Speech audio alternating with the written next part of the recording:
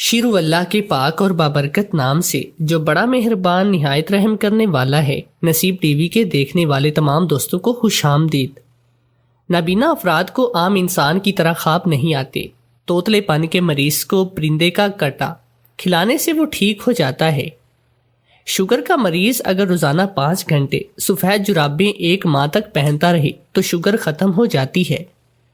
روزانہ نہار منہ 1 گلاس پانی پینے سے زندگی پر ہونٹ نہیں چڑھتے۔ اگر نئے کپڑے پر رواں آ جائے تو بچوں کی اسکول والی ریزر اس کے اوپر رگڑنے سے رواں ختم ہو جائے گا اور کپڑا نئے جیسا دکھے گا۔ اکڑی کا دودھ کان میں ڈالنے سے بہرا پن ختم ہو جاتا ہے۔ مکی کے گیندے کی آگ پر چاول بنانے سے چاول مزیدار بنتے ہیں۔ نیم کی چینی مولیا کا دودھ مسوں پر لگانے سے پھنسیاں ختم ہو جاتی ہیں۔ امرود کے پتے چبانے سے ذہنی ٹینشن ختم ہو جاتی ہے۔ انار کے پتے چبانے سے دل کے بات خراب نہیں ہوتا۔ ککر کی لکڑی کا مسواک کرنے سے وہم کی بیماری دور ہوتی ہے۔ ملٹھی اور گڑ ملا کر کھانے سے بڑھاپے میں ہاتھ پاؤں نہیں کانپتے۔ کھڑے ہو کر خارش کرنے سے خارش بڑھ جاتی ہے۔ کھڑے ہو کر دودھ پینے سے ہڈیاں کمزور ہوتی ہے۔ رات کو انجیر پانی میں بھگو کر رکھنے اور صبح پی لیں، بال گرنا بند ہو جائیں گے۔ بغل میں پیاز رکھ کر سونے سے بڑھاپا جلدی نہیں آتا۔ گرم چیز کھانے سے منہ کا کینسر کا مسئلہ حل ہو جاتا ہے۔ سرسوں کا ساگ کھانے سے نظر تیز ہوتی ہے۔ دیسی گھی میں روٹی پکا کر کھانے سے رنگ نکھرتا ہے۔ گیندے کے پھول چبانے سے بڑا ہوا پیٹ کم ہوتا ہے۔ کھڑے ہو کر نہانے سے جوڑوں میں درد ہوتا ہے۔ زیادہ بولنے سے بھولنے کی بیماری لگ جاتی ہے۔ رات کو تارے گننے سے نیند جلدی آتی ہے۔ دیا جلا کر دیکھنے سے نظر تیز ہوتی ہے۔ زبان پر نمک رکھ کر کام شروع کرنے سے کام جلدی ہو جاتا ہے۔ کھانسی جان نہ چھوڑ رہی ہو تو گڑ گرم کر کے چاٹنے سے کھانسی رک جاتی ہے۔ شلجم کے چھلکے جلا کر راکھ چاٹنے سے پھیپھڑوں کی بیماریاں نہیں ہوتی۔ روزانہ آنکھوں میں سرما لگانے سے آنکھوں کی بیماریاں نہیں ہوتی۔ مرغی کا گوشت کھانے سے پیشاب میں انفیکشن کا مسئلہ ہو جاتا ہے۔ ادرک کا رس پینے سے بلغم کھانسی ختم ہو جاتی ہے۔ گاجر کا رس پینے سے قبض اور کمر درد میں آرام ملتا ہے۔ پالک کا جوس پینے سے یرکان اور بخار میں آرام ملتا ہے۔ شلجم کا رس گننے سے جوانی جلدی آتی ہے۔ کچے ناریل کا رس پینے سے دماغی کمزوری دور ہوتی ہے۔ چقندر کا رس پینے سے دودھ بڑھاتا ہے۔ کریلے کا رس پینے سے پیٹ کے کیڑے مر جاتے ہیں۔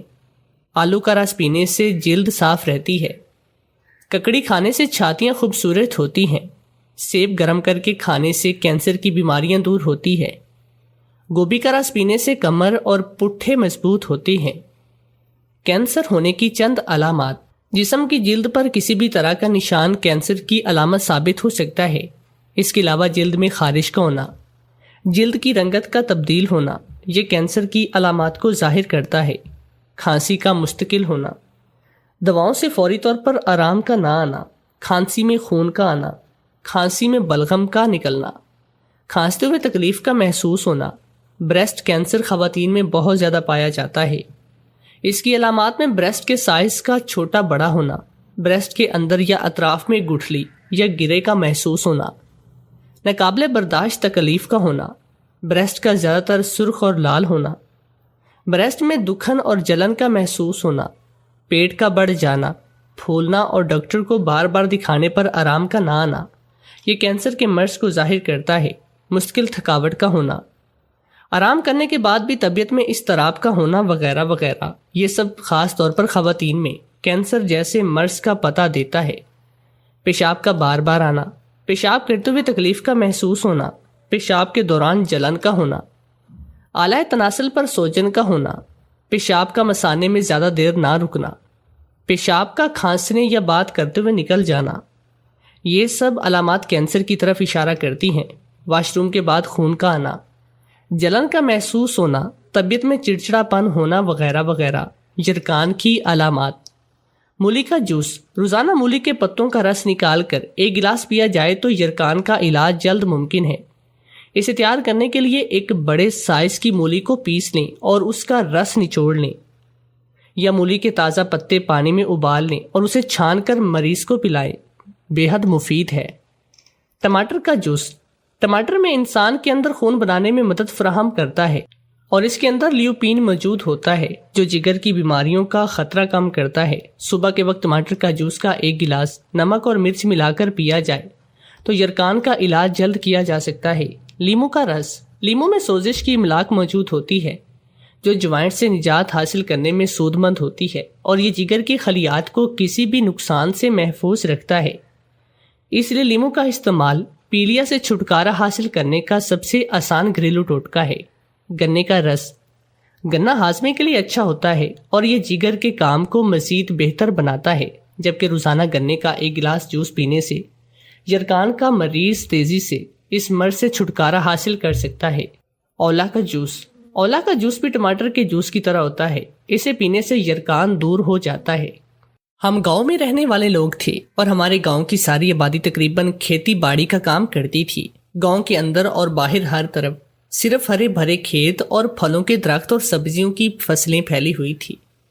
ہمارے گاؤں کے سب کسان اس کھیت کو بنانے میں بہت محنت کرتے اور جب فصل پک کر تیار ہو جاتی تو اس کا اچھا پھل انہیں سال بھر کھانے کے لیے نصیب ہو جاتا تھا۔ میرے ابو کا کھیت بھی 2 کنال کے رقبے پر محیط تھا اور ابو ساری زندگی اس کو جوت جوت کر اپنا اور اپنے کنبے کا پیٹ پال رہے تھے، لیکن جیسے جیسے وقت گزر رہا تھا ابا کی ہڈیوں میں دم ختم ہوتا جا رہا تھا اور اکیلے کھیت جو تنا اور اس کے بس کی بات نہیں تھی۔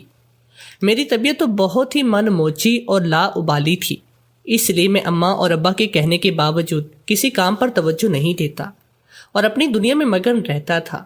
اس لیے اب اپنے کام کے لیے ابا نے ایک کمی کو رکھ لیا تھا۔ اس کمی کی عمر لگ بھگ 30 سال تھی۔ جب سے اس کمی نے ہماری فصلوں کی دیکھ بھال کا کام شروع کیا تھا، میرے ابا نے اسے ہمارے گھر کے برابر ہی ایک کچا کوٹھا ڈال دیا اور وہ کمی اپنے خاندان کے ساتھ اسی کچے کوٹھے میں آ کر رہنے لگا تھا۔ اس کمی کی ایک 14 سال کی بیٹی بھی تھی جو اکثر ہی ہمارے گھر آ جاتی۔ لڑکی کی عمر چھوٹی تھی لیکن وہ لڑکی بہت ہی زیادہ خوبصورت گورے رنگ کی تھی۔ کمی کا اپنا گھر تو کچی اینٹوں اور کچھ سرکنڈوں سے تعمیر ہوا تھا، لیکن اس کے بالکل ساتھ والا ہی ہمارا گھر تھا جو سارا پلستر ہوا تھا اور اس کا فرش بھی پکا تھا اور صاف ستھرا تھا۔ گھر میں موبائل اور ٹی وی بھی موجود تھا۔ کمی کے گھر کے سامنے تو ہمارا گھر کسی چودھری کا گھر ہی لگتا اور کمی کی 14 سال کی بیٹی کو ہمارا گھر بہت ہی پسند تھا۔ شاید اس لیے وہ آدھا دن ٹی وی دیکھنے کے بہانے سے ہمارے گھر ہی گزارتی تھی۔ میری عمر 19 سال تھی اور میرے ماں باپ نے میری تربیت اور میری پرورش بہت اچھے انداز سے کی تھی۔ مجھے صحیح اور غلط کا فرق بھی سمجھایا تھا اور جہاں تک ان کے لیے ممکن تھا انہوں نے مجھے تعلیم بھی دلوائی تھی، لیکن میں نے پھر بھی ایک شیطانی چال چل دی۔ مجھ سے ایک گناہ ہو گیا اور عجیب بات تو یہ تھی کہ وہ گناہ کرنے کے بعد بھی میں بالکل بے خوف اور مجھے کسی قسم کا کوئی ڈر کوئی خوف نہیں تھا۔ میری زندگی اس شیطانی چال کے چلنے کے بعد دن بدن بہترین ہوتی جا رہی تھی۔ یہ بڑے ہی پیارے دن تھے جب ابا کے ایک دور کے رشتے دار ابا سے ملنے ہمارے گھر آئے۔ ابا نے اچھے سے ان کی مہمان نوازی کی اور جب انہوں نے مجھے دیکھا تو ابا سے پوچھنے لگے، فرید بچے کو پڑھا لکھا کر کسی قابل بھی بنایا ہے یا پھر اپنی طرح کا کسان ہی رہنے دیا؟ ان کی بات سن کر ابا حقہ گڑ گڑاتے ہوئے بولے، جواب دینے لگے، ضرورت کا پڑھا لکھا تو دیا ہے، چٹا ان پڑھ نہیں ہے، لیکن ایک گاؤں کے سارے سرکاری سکول میں پڑھائی کر کے کتنا کوئی قابل بن سکے گا؟ کسان کا پتر ہے تو کسان ہی رہے گا، وائی بیجی ہے، بیج بونا ہل چلانا ہی کرے گا۔ ابا کا جواب سن کر وہ بگڑ گئے اور کہنے لگے، اور جائے فریدہ، ساری عمر تو نے فصلوں سے روٹی ہی اگائی ہے، تھوڑی عقل بھی ساتھ لے لیتا۔ اس زمین اور فصل سے اب شہر تو چھوڑ کر لوگ دوسرے ملکوں میں جا کر اتنا کما رہی ہیں کہ تیری سوچ ہے پکی پکائی فصل خرید کر لوگ بھڑولوں میں بھرتے ہیں اور خود جیب میں پیسہ رکھ کر گھومتے اور پھرتی ہیں، عیاشیاں کرتے ہیں۔ میں تو کہتا ہوں کہ تم بھی اپنے بیٹے کو باہر کے ملک بھیج دے، اب تیری عمر نہیں ہے کھیت سنبھالنے والی، بیٹے کی باہر کی کمائی کھا اور بڑھاپا عیش سے گزار۔ اس چاچے کی بات سن کر میرے کان کھڑے ہو گئے اور میں فوراً ہی اس کی چارپائی کے پیچھے کھڑے ہو کر اس کے کندھے دبانے لگا اور میں پوچھنے لگا، چاچا سچی سچی بات بتاؤ، میں باہر کے ملک جا سکتا ہوں؟ اور پتر بالکل جا سکتا ہے، کیوں نہیں جا سکتا؟ میری بات کے جواب میں چاچا نے کہا، کیسے جا سکتا ہوں؟ میں نے چاچا کے کندھوں پر زور ڈالتے ہوئے سوال کیا تھا۔ نہ تیرے چاچا کے ہوتے ہوئے کیسے سوال کرتا ہے؟ میں بھیجتا ہوں تجھے، یہ تو ایسے 1 منٹ کا کام ہے۔ چاچا نے چٹکی بجائی تھی۔ دراصل چاچا کا اپنا بیٹا 1 سال سے دبئی میں تھا، وہاں سے خوب درہم کما کر گھر بھیج رہا تھا۔ اس لیے تو چاچا کی مونچھوں پر وٹ ہی چڑھ گیا۔ بس چاچا کے کہنے کی دیر تھی، میں چاچا کے سر ہو گیا اور ساری معلومات لینے لگا۔ کچھ بھی تھا، میں ساری زندگی ایک معمولی کسان بن کر نہیں رہنا چاہتا تھا، اس لیے باہر جانے کے لیے سر توڑ کوشش کرنے لگا تھا۔ اور یہ وہی دن تھے جب میں نے بہت ہی بے خوفی سے یہ گھنونا کام کیا تھا، کیونکہ مجھے یقین تھا کہ میں کبھی بھی پکڑا نہیں جاؤں گا۔ اور ایسے ہی ہوا، پورے 10 سال کا عرصہ اس طرح سے گزر گیا اور میں اپنا کیا گیا یہ گناہ بھی بھول چکا تھا۔ لیکن پھر ایک دن اچانک جب میری شادی کی پہلی رات تھی، تب مجھے بہت ہی بڑا جھٹکا لگا، میرے سر پر آسمان گر گیا۔ چاچا نے اپنے کہے کے مطابق میرا بھرپور ساتھ دیا، میری ہر ممکن مدد کی اور اپنے بیٹے سے کہلوا کر مجھے دبئی کا پکا ویزا بھی لگوا دیا۔ باقی پاسپورٹ، ٹکٹ اور دوسرے ضروری کاغذات میں نے چاچا کی رہنمائی میں بنوائے تھے۔ میں دبئی جانے سے پہلے ہی ہواؤں میں اڑنے لگا تھا اور خود کو بہت ہی بڑی توپ چیز سمجھنے لگا تھا۔ 2 دن کے بعد میری فلائٹ تھی اور میرا پکا ارادہ تھا کہ میں ایک بار چلا جاؤں گا تو پھر اس اپنے کچے گاؤں میں واپس نہیں آؤں گا۔ گاؤں کے دوسرے لڑکے بھی اب دنوں میں میرے ساتھ بہت اچھے سلام دعا رکھنے کی کوششوں میں تھے، تاکہ میں انہیں بھی باہر جانے کے طریقے بتاؤں یا ایک آدھ کو باہر جا کر دبئی ضرور بلواؤں۔ لیکن میں خود غرض انسان تھا، میں اس طرح کرنے کا کوئی اور ارادہ نہیں تھا۔ یہ تقریباً دوپہر کے 12 بجے کے قصہ ہے، جب کسی نے دروازے کی کنڈی بجائی تھی۔ اماں نے منت کا حلوہ بنایا تھا اور وہ صبح سے ہی پورے گاؤں میں بانٹتی پھر رہی تھی، اور ابا تو فصل کی ڈیوٹی ایسے دیتے جیسے نمازی نماز پڑھتا ہے، کچھ بھی ہو جائے وہ کھیتوں کو روس جاتا۔ میں اس وقت گھر پر اکیلا تھا۔ میں نے جا کر دروازے سے دیکھا تو فصلوں پر کام کرنے والے کمی کی 14 سال کی بیٹی تھی۔ وہ شاید اپنی دوستوں کے ساتھ کھیلتے ہوئے بھاگتی دوڑتی رہی تھی، کیونکہ اس کی سانس پھولی ہوئی تھی۔ خوبصورت تو وہ تھی ہی، رنگ بھی گورا تھا، لیکن اب بھاگنے سے اس کے گال سرخ انار کی طرح دہک رہے تھے۔ وہ ایک چھوٹی بچی ہی تھی، لیکن میرے اوپر شیطانیت سوار تھی۔ میں نے دروازہ کھول کر اسے اندر آنے دیا اور پھر دروازہ بند کر کے اندر سے کنڈی لگا لی۔ وہ ٹی وی دیکھنے آئی تھی۔ اس وقت رات کے 8 بجے والا ڈرامہ پھر سے لگتا تھا اور وہ ڈرامہ دیکھنے کے چکر میں ہی آئی تھی۔ میں نے اسے ٹی وی لگا کر دیا اور خود اپنے ذہن میں شیطانی منصوبہ ترتیب دینے لگا۔ میں ایک دن کے بعد یہاں سے ہمیشہ کے لیے جانے والا تھا، اور پورے گاؤں میں کسی کے فرشتوں کو بھی اس بات کی خبر نہ ہوتی کہ میرا بھید کبھی نہ کھلتا۔ اس لیے میں نے بے خوف ہو کر بہت کھل کر شیطانیت کا مظاہرہ کیا اور آخر اس بچی کا گلا دبا کر اس کی سانس ہمیشہ کے لیے بند کی اور لاش کو ایک کپڑے میں لپیٹ کر نظر بچا کر گھر کی پچھلی طرف کھیتوں میں پھینک آیا۔ میں نے اس بات کا مکمل دھیان رکھا تھا اپنے کھیتوں سے پرے ہی رہوں، اور پھر اگلے ہی روز صبح اس بچی کی لاش ملنے سے پہلے گاؤں چھوڑ کر نکل آیا۔ پیچھے کیا ہوا تھا میں نہیں جانتا تھا، اور نہ ہی میں یہ بات جاننا چاہتا تھا، لیکن 10 سال کے بعد قدرت نے نہ صرف مجھے میرے گناہ کی سزا دی بلکہ ساری کہانی بھی بتا دی، اور میں حیران و پریشان سا کھڑا تھا۔ میرے لیے کوئی جائے پناہ نہیں تھی، کیونکہ میری شیطانیت کی گواہ وہ طاقت تھی جو سارے جہاں کا نظام چلاتی ہے۔ اس سے فرار ممکن نہیں تھا اور میری بھی پکڑ ہو گئی۔ میں خیر و عافیت کے ساتھ دبئی پہنچ گیا۔ جس طرح سے پاکستان میں چاچا نے کاغذات بنوانے میں میری مدد اور رہنمائی کی، اسی طرح یہاں غیر ملک میں چاچا کے بیٹے نے کام اور رہائش دوسرے چھوٹے چھوٹے مسائل میں ہر طرح سے ممکن مدد کی۔ میں دل سے ان دونوں باپ بیٹے کا مشکور تھا، ورنہ دنیا میں آج کل ایسے لوگ نہ ہونے کے برابر ہوتے ہیں جو بے غرض ہو کر کسی انسان سے ایسی مدد کریں جس میں ان کا اپنا ایک پیسے کا بھی مفاد نہ ہو۔ چونکہ میرے ساتھ ان لوگوں کا ساتھ اور ان کا بھرپور مدد تھی، اس لیے مجھے وہاں سیٹل ہونے میں کوئی دقت اور پریشانی نہ تھی، اور میں آرام سے ایڈجسٹ کر گیا تھا۔ کام بھی اچھا مل گیا، میں دل لگا کر محنت کرتا، اچھا کماتا تھا، خود پر بھی خوب دل لگا کر کھول کر خرچ کرتا تھا، اور اپنی جو بچت ہوتی وہ ساری پاکستان میں ابا کو بھیج دیتا، اور ہر بار یہ تاکید کرتا کہ اب پیسے کھلے ہیں، اناج اور سبزی خرید کر کھاؤں، خود کو کھیتی کے کام میں تھکانے کی ضرورت نہیں ہے۔ ایک دن ابا نے فون پر بتایا کہ وہ زمین تو کھلی خالی نہیں چھوڑ سکتے نا، اب خود فصل بو سکتے ہیں، اس لیے زمین انہوں نے اس کمی کو کھیتی کے لیے دی ہے، وہ اپنی فصل اگاتا رہے اور مالکوں کو کرایہ دیتا رہے۔ مجھے کوئی اعتراض نہیں تھا، اس لیے ابا کی ہاں میں ہاں ملا دی۔ کرتے کرتے دن پہ دن گزرتے لگے، لیکن میرا دیس میں ایسا دل لگا اور غیروں کی ہوا مجھے اس طرح سے راس آئی کہ میں اپنے وطن مڑ کر نہیں دیکھا، یہاں تک کہ میں اپنے ماں باپ سے ملنے کو بھی بے چین نہیں ہوا۔ وہ بوڑھے مجھے جب بھی آنے کا کہتے میں ٹال مٹول کر دیتا۔ جب میں سیٹل ہوگا اور اچھی زندگی گزار رہا تھا عیش کے ساتھ، پھر مجھے کیا پڑی تھی کہ میں واپس اس کچے گاؤں میں جاتا، اور ایسے ہی 10 سال گزرنے کا عرصہ کب مکمل ہوا۔ ایک ایک کر کے آگے پیچھے اماں اور ابا کی قبر کو رخصت ہو گئے، لیکن میں ایسا پتھر دل تھا کہ ان کے جنازے پر بھی نہ کیا۔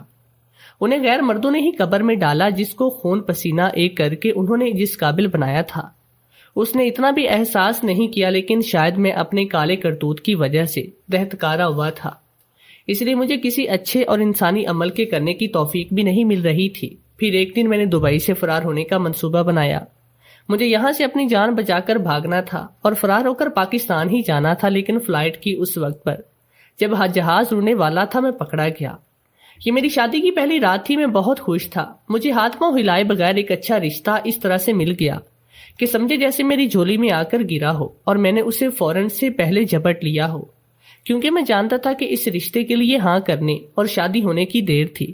پھر اس کے فوراً بعد سے میں دبئی کے اندر پاکستان سے آیا ہوا کوئی غیر ملکی نہیں رہوں گا، بلکہ دبئی کے شیخوں میں میرا شمار ہونے لگے گا۔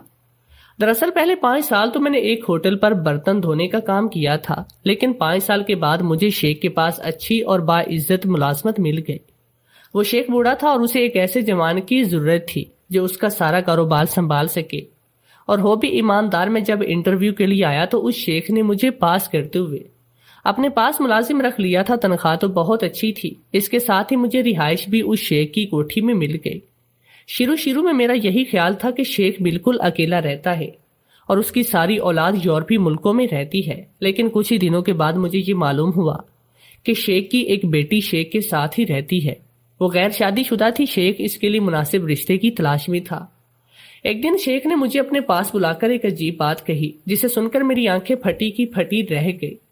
مجھے زندگی اتنا اچھا چانس بھی دے گی، یہ میں نے کبھی خواب میں بھی نہیں سوچا تھا۔ لیکن پھر میں نے اپنی 10 سال کی محنت اور ایمانداری دیکھی تو میرا سینہ فخر سے چوڑا ہو گیا، اور میں دل ہی دل میں اتراتے ہوئے خود سے کہنے لگا کہ ایمانداری بھی کوئی چیز ہے۔